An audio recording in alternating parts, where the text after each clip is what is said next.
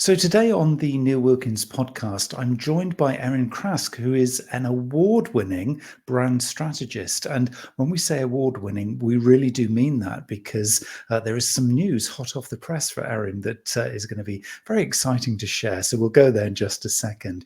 But we're going to, in this conversation, we are going to be talking about purpose-driven strategy, because this is something that's very, very close to my heart. And it is a big driver for pretty much everything I do. And I know from Erin's perspective, turning from purpose to profit strategy guide has been something that has been very, very important in Erin's development, I guess, as a humanistic leader turned business author, turned advisor and executive coach for conscious, social and ethical business rebels. So this is going to be a fascinating conversation because we're not talking to any strategist here. We're talking to somebody who is actually, I think, quite rebellious. So welcome to the podcast, Erin. Well, thank you so much for having me. Thank you for the introduction. I just feel no pressure after such an introduction. I'm not even sure I can open my mouth without it looking back. Am I saying something right? Yeah. But So thank you for setting let's be expectations. well, let's begin with the award winning, because that is something that is literally hot off the press. You've got some big news to announce, and I'm really glad that I'm going to probably be the first podcast that's going to hear this news. That's definitely, well, pretty much first everybody, because I only announced it to a couple of people so far. So yes, I got my first awards. And I'm very pleased because now it's awarded book in the category entrepreneur and small business books, and also for the best book design. So I'm now award-winning strategist, author, and designer. And it just feels good saying that. Doesn't it? Yes. Now that Yeah, can be something that whenever you meet people for the first time, they say, "So, Erin, what is it that you do?" Well, let me tell you. yeah, just And and of course, you can bring the book out as well as the certificates and the awards and everything else. So, yeah, life is well set for you.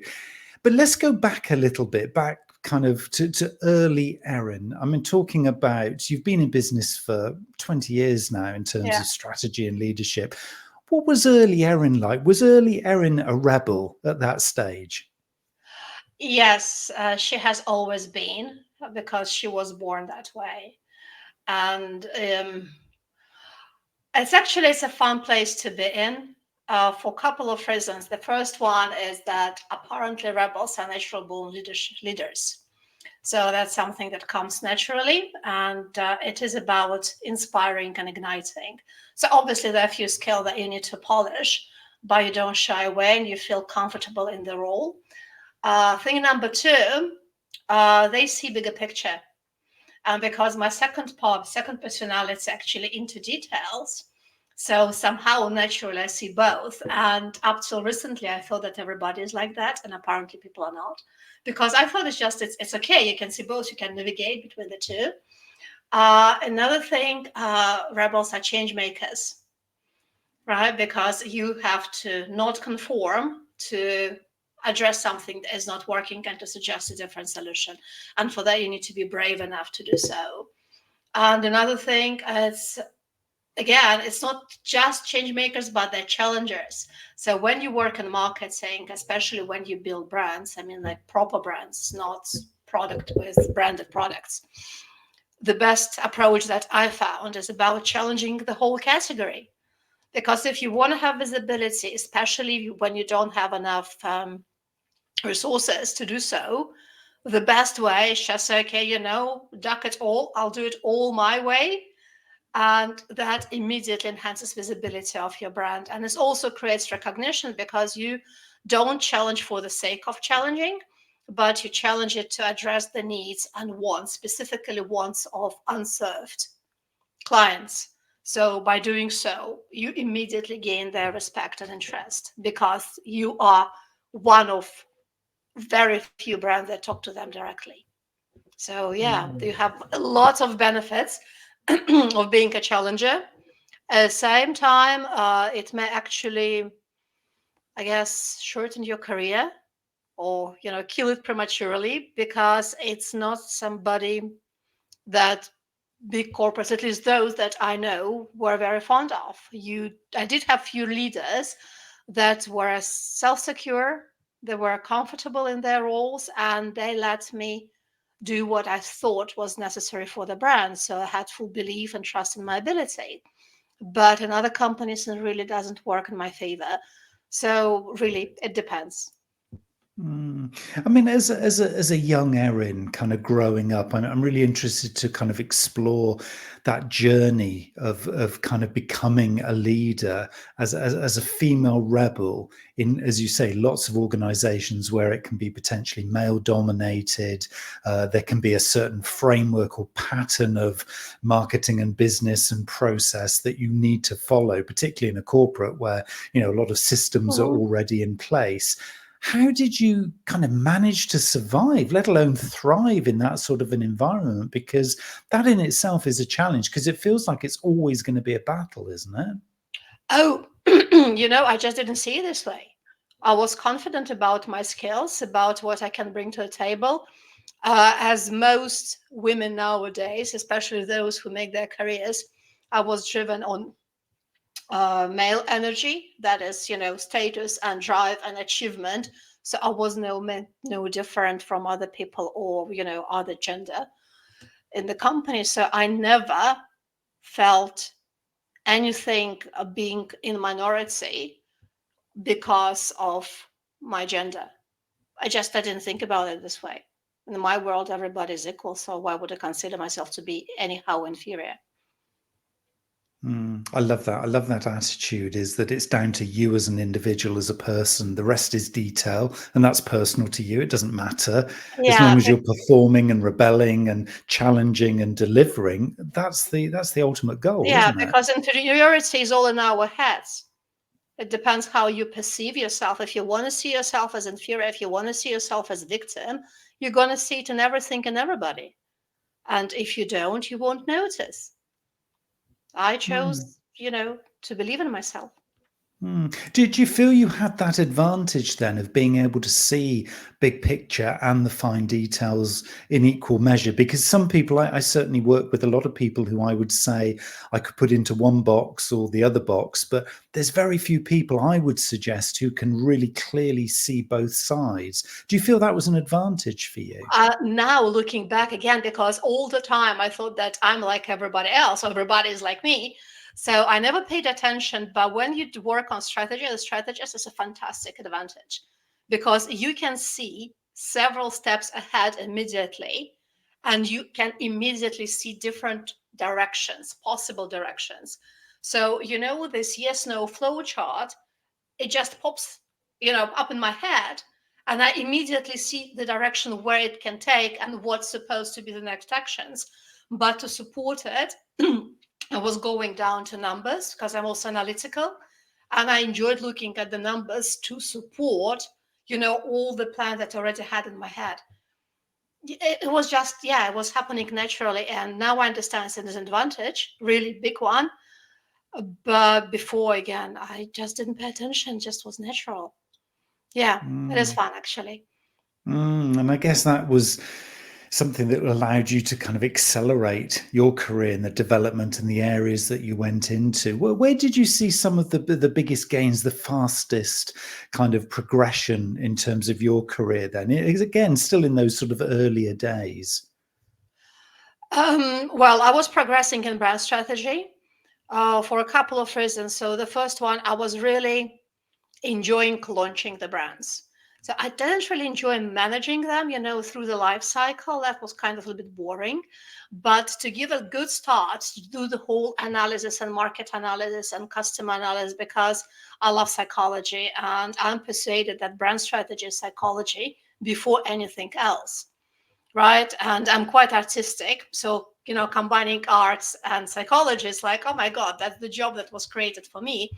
And yeah, because when I was looking at market development and launches, for me it was like a puzzle of many, many pieces that I had to put together to create a beautiful picture that I can sell.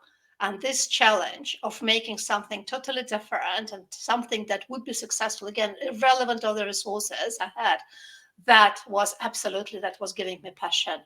And I so much loved what I did. So, yeah.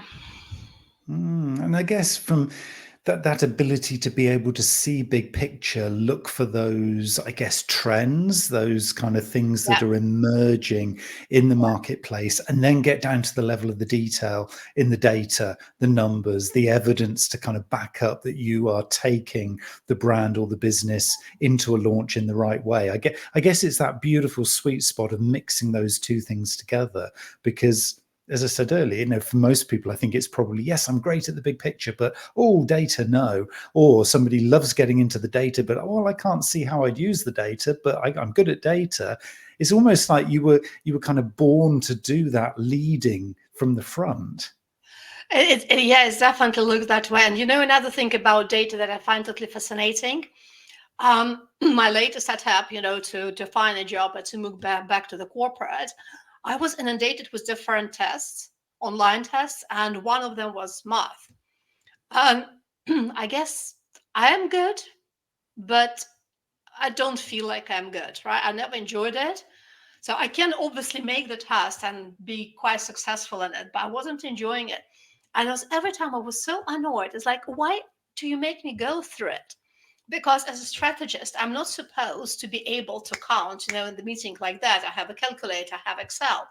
I'm supposed to be analytical. Do you understand what actually my role is about? It's not about counting, but it's about reading behind numbers. It's a different skill set. And so I don't believe that people realize it nowadays, unfortunately. And another thing, when you were asking previous question in terms of the career, you know what? It was actually very, I think, promising in the very beginning, because I joined one of the best marketing school, one of the best strategic companies in the world. And this is what people were appreciated for. And I also happened to work in another company and with another guy. So yes, in certain places at that time, it was really needed and appreciated. And then I started learning that strategy is not trendy any longer. And, more I was progressing with a career, the more challenging it was for me to find a job, because people couldn't understand what I'm talking about, because it wasn't necessary. And I find it absolutely fascinating, because there's so many businesses right now that have no idea about strategy. They don't understand why it's actually needed in the first place. They don't do anything about it. They struggle. They struggle through business. Smaller companies, they fail quite often. And again, something that I keep on saying very often, but I don't believe people realize. When you have all the statistics about businesses failing within the first 3 to 5 months of operation, 3 to 5 years, the point is that these 3 to 5 years is called strategic planning period. So is a kind of a correlation between businesses not having strategy and 50% of them failing, and another 25 failing next 2-3 years. Why nobody pays attention to that? Why everybody pays attention to innovation? That is kind of, new kid in the block. But innovation, again, it can be purposeful, it can be strategic, or it can be routine for the sake of innovating because everybody does it. It doesn't mean that your business requires it, because any innovation is such a massive deployment of resources. So it better be strategic, or you do it purposeful. You know that it's not product related, but something else related. You still innovate, but you manage your cash flow, you manage your money. There's so many things that's happening that's like, okay, I was going through interviews and people like, what are you talking about? Because I was doing the analysis every time before every interview, and I could see that, first of all, people didn't like what I was talking about, because often the analysis wasn't good, because I couldn't even understand who these businesses were targeting. So that just, how do you do it? And so forth, so forth. So I think, in terms of strategy, it's something that is not in need at the moment. Do you think that's because for most organizations in what is a really tough economic climate, and also, obviously the speed in terms of technological advances, AI, etc. There's just so much happening that means for a lot of people who aren't strategic, it's just easier to focus on the tactical day to day rather than worry too much about this uncertainty of where we're going in the future. Do you think it's just in a lot of cases because it's just easier to be in the immediate term rather than worry? Well, you see, the thing is that it's not easier. It is more challenging because if you don't plan for future, if you don't plan your resources, if you don't plan your answers, and and shit happens, and it will sooner or later. So either you're prepared for it or you are not. So I don't really understand how it can make business easier not to have a strategy. It's much more resource consuming. You have much more uncertainty. You have much more stress because you don't even know how to react and you're not prepared for anything that may happen. You are changing directions because you keep on trying new best practices and new things. And when you change directions, what happens? Again, you waste your resources. And this particular time is also human resources because people work hard and they see no result coming from their efforts. Another thing in terms of strategy, so it's not, again, it's mostly about planning resources and being ready. So yeah, I do believe it's going to make it much easier if you have one. There's Mm. one thing again, when I was writing the book, I thought about it, and I thought that why nobody questions the need for the strategy in a war, and why it becomes redundant in the marketplace where the fight for every share point. Or another analogy, what do we say, what do we think about a person who speaks without thinking first? So it's not perceived to be virtue, right? You're supposed to be think first and then you say something. While in business, we just say something nonstop without thinking behind it. And with regards to easiness, I believe that it's not what drives businesses. It's more about the trend for instant gratification. So either they want to see immediate return on investment, that we'll talk about in a minute, or probably they're pushed by investors that also want to see the immediate return on investment. So it's a kind of double-edged sword from both sides. But the problem is that return of investment, it doesn't mean profitability. That is a totally different thing. And profitability of your business, it's long term. It comes from long term planning, not from immediate tactical activities. And it's actually, it does much more wrong.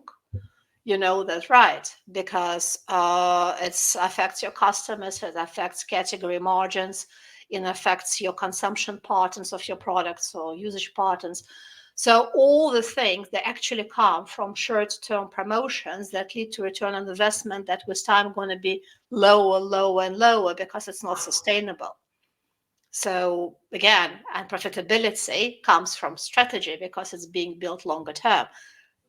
I guess every business chooses, the approach they want to take, but I would argue that what they do currently, it's not the best approach. Do you think this is why we've had such a challenge with this whole idea of purpose driven strategy then? Because for most organizations and businesses where tactics have been the flavor, tactics have been the trend, and so there is no strategy, but actually then adding in a purpose driven strategy becomes even too hard to think about, let alone plan. Do you think it's because of short termism? Do you think that is the key barrier to having a purpose driven strategy? Because you talk about ROI, you talk about profitability. There needs to be patience, doesn't there, as you say, for those things. But have we got time for a purpose driven strategy? That's a key question, isn't it? Uh, well, what do you mean have we got time? Well, I think this is I know we have, and I know the right Yeah. answer here, but I think for a lot of businesses, they don't feel they can dedicate the resources to this because it's not showing short-term return necessarily to have a purpose-driven strategy. Because I can just go away and sell more products. I can, reduce our costs. I mean, Yeah. okay, you could say, well, that could be purpose-driven because your carbon footprint drops, but let's just focus purely on consumption and the usual capitalist commercial model, which Mhm. is sell more, make more profit. That can be a short-term thing, which if we don't have strategy is okay. But if you want to have a purpose-driven strategy because the market demands it or because Erin says it's important, that's going to be difficult, isn't it? Because we have to be patient and wait for that to really deliver, don't we? Any strategy, it's not about instant gratification, right? So whether it's purposeful or not, you will see certain return on investment, but you're also going to see contribution to the profitability and longevity of your business. So the immediate return of investment probably going to be lower than you would expect from a promotion. And also because you look at different indicators. It's not only about sales, but it's also soft indicators, such as your brand indicators or communication, that will, with time, accumulate, to bring you to the place where you want to be profitably. So, but any strategy will be about long-term planning. And the question is, what do you have time for? If you have time, again, running like a headless chicken, changing employees because they're not happy or because they're disengaged, because you don't have resources, not having opportunity to communicate your brand because obviously it's going to come as an afterthought. Nobody's planning communication as an opportunity to drive sales. It's always something that we don't have money for because we believe that we drive sales through sales personnel, which is not correct because you drive sales through people buying from you. It's a very big difference. So, from this perspective, really, you just value where's my time. Either you sit down and create your strategy, I don't know, you may need 2 weeks to do it if you have some market data that you use to analyze, otherwise it may take longer, or you just continue in the same pattern. The choice is, everybody make their own choice. So if you were sitting then with a decision maker, I won't say what kind of discipline we're talking. It could be finance, could be the MD, Yeah. CEO, it could be marketing, it could be, I don't know, it could be anybody within an organization, but a senior decision maker. How do you, if you feel it's an appropriate business that should be creating and developing a Mhm. purpose-driven strategy, how do you start to persuade them, convince them that it is the right thing to do? Because you know the answer's right, because you know their market, you know the kind of opportunities they have, but they just haven't seen it yet. Where do you begin your storytelling, or if it's data driven, of course, the evidence? Where do you begin to convince them? Because I've always struggled with where to start that conversation. Because if they're busy, like you say, being a headless chicken and chasing the sales because they have this perception that every month they have to deliver the sales numbers and we haven't got time to look at anything else. Where do you begin that conversation? Is it through where you're going to get competitive advantage? Is it where you're going to protect your brand for the future? Or is it something else that I'm missing? Well, first of all, to be honest, I gave up on convincing people because I don't believe as a coach that you can convince somebody who doesn't want it, right? Nobody will ever change anything if they genuinely don't want this change. So I'm off this, right? If somebody wants to carry on running the business the way they did, it's their choice. It has nothing to do with me. Those people who see that something is not correct, they will already notice things. And with these people, it's easier to talk because you can indicate all main mistakes that businesses make. And in my book, I have like a lists and lists of mistakes made by businesses. And every business gonna recognize themselves in this list, right? So if they want to continue, again, to do their own way, it's absolutely fine. If they don't and they want to change it, then we can discuss, we can look at the indicators, where they are, what the struggles are. You start with SWOT, and then from the SWOT, as a strategist, I immediately can see, because they will be very often operating on a tactical level, while I can see whys behind how to's. So I can ask them questions that they didn't think of, and that immediately going to lead us to a strategy, because any why is your strategy, any how to is your tactic. Mm. So, and with regards to purposeful, because you asked me about it earlier, again, strategy is strategy. With regards to purpose, first of all, it's just a trendy word. And very often I change it for meaning, because meaning isn't that overused. But the point in purpose, unless you are really driven by a certain mission as an entrepreneur, the purpose of purpose, as I see it, is actually more on the cultural side of things, because purpose and contribution, daily contribution, are directly linked to mental health and resilience and stress levels and motivations and team engagement, right? So you may not want to add it. Don't add it if you don't believe in it. That is just without a shadow of a doubt. If you don't have a purpose, don't invent one, because if it's not genuine, your team's still gonna see it. It's useless. You're gonna be under pressure of creating something meaningful while it means nothing to you personally. But if you have one, the one that you believe in, then it's just gonna make your life easier and your mental health healthier.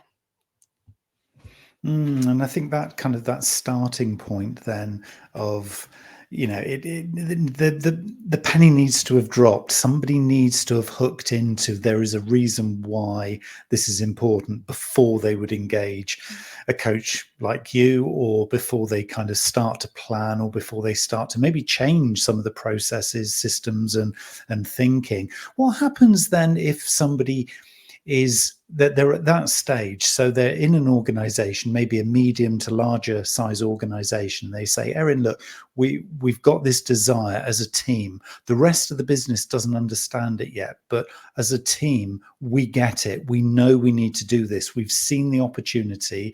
We read your list of things and reasons why we mustn't avoid this and we need to do it, but we don't have yet the buy-in from the rest of the organization. So say maybe marketing, for example, here, marketing manager comes to you and says, Erin, we need your help to be able to translate this opportunity into the business. We don't have a seat at the in the C-suite. We don't have a seat at the director's table, but we want to be able to sponsor being meaning driven or purpose driven or value based or whatever we want to call it. How do then you support an organization like that, where there's a team, just a small number, maybe, of people who do feel they get it? What can they do? It's a very good question, and I don't know. I don't know, because I don't know the culture of this company. I don't work with mid-level leaders, because unfortunately, uh, if the culture doesn't accept creativity, if the culture doesn't respect people's opinion, if the culture tells people what to do and then micromanage, if the culture is driven by control and authority, I don't believe that mid-level leadership, as fantastic as they may be, can do anything in this company. Right. So I can't see the point, because what I'm going to do ultimately, I will be coaching them for exit, so they can leave and find a better place for themselves with their values and their talents and their desire to do something better for business and for our environment, for our life, than just, I don't know, stroking ego of somebody else. So there's no answer. If this somebody else is open, then we can definitely work with a team, to create this purpose. But at the same time, again, the thing with the purpose is like the same thing with the values. I worked for organizations where some people didn't even know values. In other organizations, people did know values because they were in a corridor on the wall. Did anybody leave these values? No. So yes, we can create a purpose because we want to please customers. I think it's called greenwashing in a certain way. But if we don't live and breathe it, then what the point? Honestly, if you Mm. feel like purpose is required, you know what? Go and find a company that is like-minded. So this is an That's interesting one. I think it's a radical I advice, right? It's yeah, a well, really radical I one. love the honesty, because I think what you've just described there, then, Erin, is almost then this migration of people who understand both strategy and I'll still use the word because people understand it, purpose and being purpose Yeah. driven. All right, it is a bit of a cliche now, but we understand what we're talking about. So if those two things are felt by somebody, but as you say, culturally, it is just too hard to try and see that through in an organization. They're going to migrate somewhere else. They'll either start up their own business or they'll join a like-minded business where they can actually do that. Yeah. Are we going to see then a polarization in the coming, well, probably not too many years, where there'll be purpose-driven organizations and then clear water before we then see the other organizations who are very much kind of in the old school or the old method of doing business? It feels like there's going to be real kind of difference here, and that we'll have a certain type of culture and a certain type of person on one side, and then everybody who's working to the old model on the other side. It feels like you can't then translate across. You're either in one camp or you're the other. Am It's I definitely, following the logic here? yeah, it definitely feels this way. And I believe that it's already growing, this division, because all younger generations, they are more purpose driven. They're more driven by doing good things, about preserving the environment. So these values, they come naturally to them. So I would believe that younger companies, yes, they try to do something better for all of us, while older generations, it's probably, I'm just generalizing, but it feels like this is where the division is coming from. And then it's not only, the funny thing is, when you have this culture that respects people, that respect the environment, respects animal, whatever we want to respect, it doesn't really matter. But we do respect something and we do care about something. This company is going to attract better employees. So it's really, it depends. If you want to attract better people, if you want to have your company sustainable, that probably you need to do something about your leadership team. Send them to me, because I do transformational coaching. So we're going to get to your pure goodness that you were born with, although it's not my target audience. But yeah, so, your business is as good as your leadership team. As very simple. If you want your business to be sustainable, then, well, do something about your leadership style. Oh, that's totally honest. Ooh. People Yeah, and won't it like needs to hearing be. it. I really appreciate your honesty, Erin, because I think there are too many people, in my view, trying to make this work, and there are too many people just pushing water uphill or attempting to, and it is so difficult. There are so many, as you've said. I don't know the answer to that question about how do we convince people. I would totally reflect that and say, I've been doing this stuff now long enough to know I don't think there is actually the right answer there. So why do we keep asking the same question? Well, you're clearly not. You've moved on and you've got the right answer. So let's think about a company then. So I've decided that the company I work for, so I'm a marketing manager. I've tried, I've done my Welcome to the best. club. It hasn't worked. And now I've come over to the other side. So I'm in an organization now where, yeah, the likes of Erin can help me. I'm in the right kind of culture. Things are starting to move forward. Where are the wins? I know you talk about achieving profitability flow as being something that's really kind of an important element within, doing a purpose-driven strategy and building a real kind of Yeah. business for the future. Is that a starting point? Is that where we should all begin? Well, I guess if we talk about the profitability flow and my approach to profitability, first we need to begin with foundation. It would be a little bit, illogical to start with profitability before the foundation is built, right? Depending on the stage that you're at in your business, there are different things that shape your foundation. It's going to be your belief, it's going to be your purpose, because purpose is strategic. It's going to be your value proposition or business model. It's going to be absolutely your philosophy, because I personally believe that only ethical businesses can win easily, or it's just easier to be ethical than to be unethical. Um, and then there are different profitability streams. The purpose or the meaning of profitability flow model is that it's not only about profitability, it is about daily improvement. So every day, little by little, you make improvements to different profitability streams. So they end up, bringing your company becomes better on a daily basis and ends up bringing profitability to you. It's not about striving, it's not about trying to kill yourself getting to this goal and getting this profit. It's about doing it on a daily basis, little by little, so you can see holistic, it's kind of, I call it holistic and mindful improvement, amongst different profitability streams.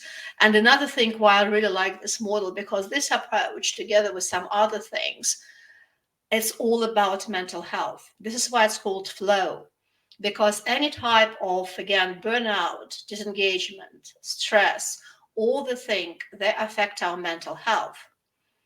And I don't believe that running a business has to be so stressful and has to be so damaging as we make it. So if there's an approach to achieve this profitability, so it is less impactful on your health and on your team. And this is why I call it flow, because flow is something that is effortless, right? That comes back to you. You don't push it. So yeah, that's the point of the whole model and the approach. So not only it makes your company better, not only it makes it more sustainable longer term. I'm talking about longevity more than like environment, more about longevity, but it also takes care of your mental health. Mm. We keep going around to the whole people thing, don't we? We've talked mental health there. We've talked culture. We've talked about different disciplines. Strategy is all about people, according to Erin, then, isn't it? It's not about strategy that is about people. The whole business is about people. Because again, let's twist it. As I said earlier, that you don't earn money because you sell something. You earn money because you buy something. So if we look at it from this perspective, who is sponsoring your business? Going to be your clients and customers, right? Without them, your business is not going to survive. So these are people. Then let's talk about partners, because partners are vitally important if you need them. And if you hire a partner, then it means that you need their help. Doesn't mean that they have to be treated appropriately because they help your business. It's not because you give them money so you can treat them as slaves, as I saw it before in advertising agencies, poor guys, account managers, account executives. They work 24/7 and they're really treated badly by some customers, by some clients. It shouldn't be that way because they are enabling your business. If you don't want them, try without. There's no problem. But if you need them, then respect them for what they do. And now let's talk about employees. It's exactly the same approach. It's not like they come, into knocking your door. I want to be in your company. They come when you post an advert that you're hiring somebody, and you're hiring somebody. Why? Because you need it. Because your business appears in a position where they need specific skill set of a specific position or person. I don't know how people, do different businesses. Some of them look at people as leads, for example, or employees. In reality, they're all human beings. And if it is so, if you think that you need this person to help drive your business, then I guess the best you can do is to appreciate what they give you. And it's not about salary. It's not about bribing them. It's not about buying them out. You need them first before they need you. Yes. And this is why I believe that business is about people, because it won't survive without. It is quite a simple thing, isn't it? If you're not in the right place, you find somewhere that is the right place. If you don't resonate with the culture, you find a culture that does work. If strategy in business is all about the people, and even though we say it's a purpose-driven strategy, actually what we mean is it's about getting the right people around you to do the good things, isn't it? Really, this is quite Yeah. simple, isn't it? This is not complicated. So why is it so hard? If it's not complicated, why is this so difficult for so many organizations? That is a very good question. I had a conversation lately. One consultant, he was hired by his client to fix productivity. And when he was talking to me about his task, he said, so yeah, the client asked me how we can improve productivity or stamina or morale, whatever it was in the organization. And I asked, oh, so it's about how to improve. And did your client ask you to find out why there was no productivity, engagement, and morale in the first place? We all do how-tos, right? And unfortunately, I believe to answer your question, we need to ask why. And very often, as I said, your business is as good as your leadership team. So if the leadership team is not ready to face themselves as the reason behind underperformance of the company or of their team, there's no other reason. There's none. It is the leadership team. So if you are a leadership team and you feel like you'd like a rebel amongst you to challenge you, to give you a chance to to reconsider your position and your culture and everything else, is Erin the right person to be in contact with? Are you the person who will go in there and will shake things up? Because it feels as though having somebody in there like you talking to a business like that, where they know and they have a desire, but they just haven't figured it out yet quite how to do it. Are you the right person to be talking to? Well, to start with, I don't position myself as rebel any longer. Because people freak out. They're like, okay, why would I push it if people don't really appreciate it? So, because it's quite scary. But I will be the right person because I can see several steps ahead and because I can see behind what is invisible. I do have this ability to see something that people don't notice. And I care. I really care about my clients and the companies. And I also know that change, even the most positive one, it's massively scary and uncomfortable for many people. And if somebody decides that they will pursue this change, I appreciate them just for this big step. So my role is to make it as comfortable as possible so the person enjoys the process. Again, all my proposition is about effortlessness. And even coaching, even change has to be as effortless as it possible. So the person is not afraid to engage into the process. So this is what I can offer. But then again, it's not down to me. It's the person who wants to do it or doesn't. You have to be ready. So if somebody feels ready and they think that would be an interesting conversation, I'm up for this. How do they connect with you, Erin? Well, I do believe we haven't discussed it, but I do believe it's going to be the link in the show notes. So We they can can do just that. click it. Exactly. Click it away. Okay, that's all good. Erin, this has been a really interesting conversation. I just love the whole idea that purpose-driven strategy is around the people, and actually everything else is just detail. So, it's given me a really interesting new perspective on that. But also the fact that if it's just too difficult for people, just move somewhere else, go somewhere else, go where the flow is, I think is what Erin is telling us to do. So, Erin, thank you so much for your time. Thank you again, Neil, for inviting me. Thank you.